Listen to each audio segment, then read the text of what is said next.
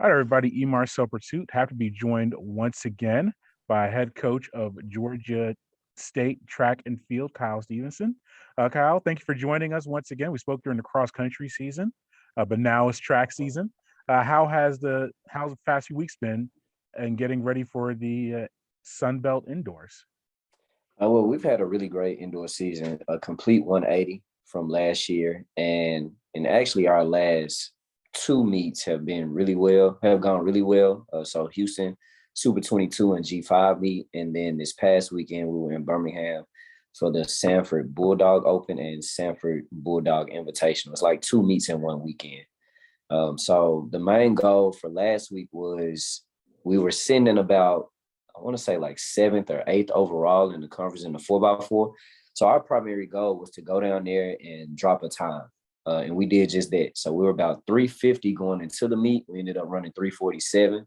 Not only to run 347 with Louisiana Lafayette in the same heat with us. So we know that we're trying to do the same thing. So we walked out with a faster time and the win. So it was a big confidence booster for us as we're moving into the championships this upcoming week. Why the 180, as you mentioned from last season? Is it more adjustment to the pandemic or more maturity from the runners? What's been the difference in this season as opposed to last year? That's a great question. The pandemic definitely has been a determining factor. My young ladies came in this year and they actually told me that they knew that they were not fully focused last year. And it was hard to be, being in the city of Atlanta and you don't have to physically be on campus in class. I mean, that gives you a lot of freedom, but then also the type of season that we had in 2019 where we were a fourth place team to go all the way down to 10th, that was a wake-up call because all of those athletes were sophomores at the time, either sophomores or juniors. And so to come back this year, they had not only a chip on their shoulder, but they have been on a mission. They've been very, very focused, very honest and transparent about, again, with how they were last year. But it's been completely different, and that's just one side of it. And then the other part to it, I think I have a phenomenal staff.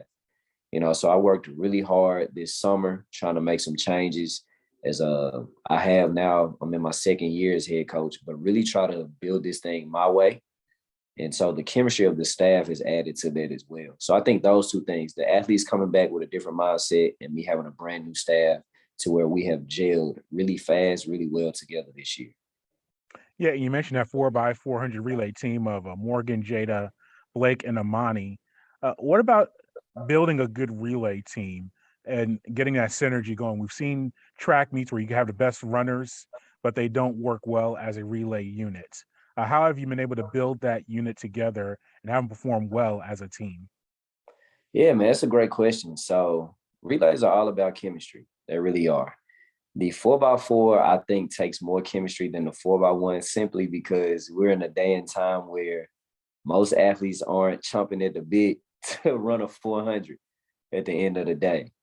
So I'll start with Jada Hunt, Blake Moore, and Imani Flanagan. They all train together daily. So that chemistry is naturally there.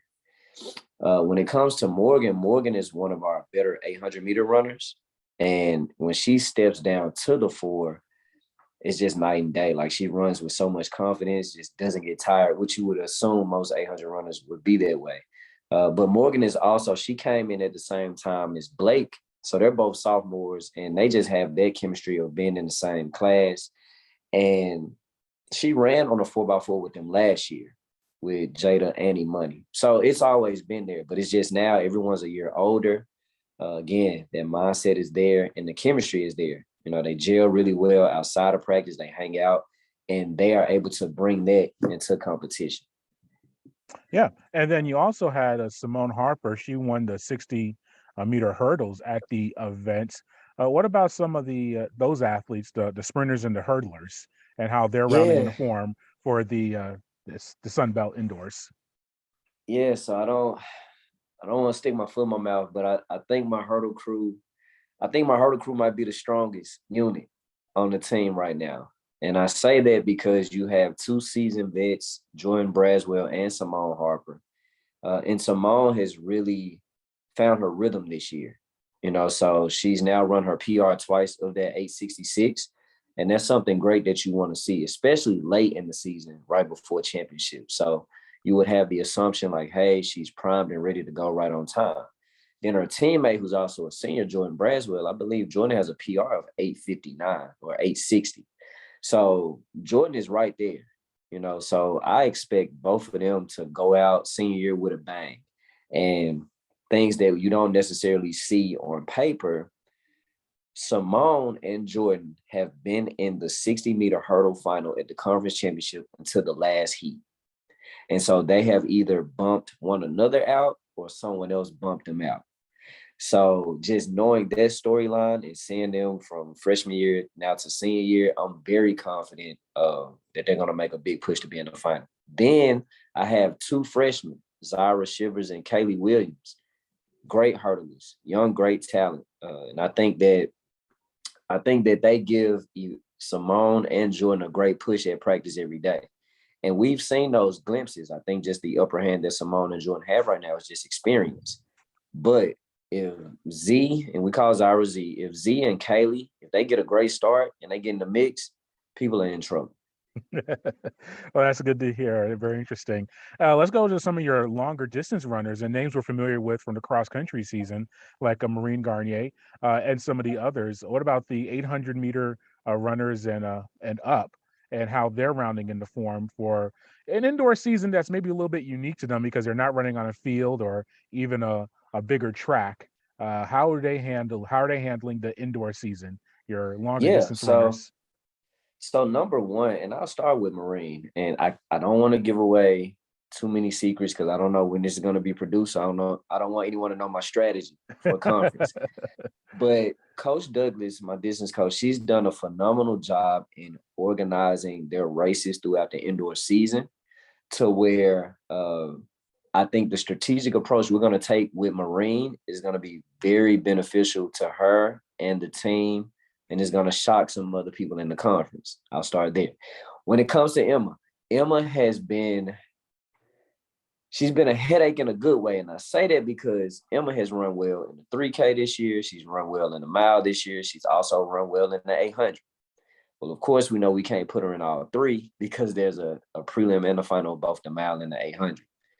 And so it was a very tough decision on, what are we going to have Emma do at conference, because you would love for Emma to run on the DMR as well.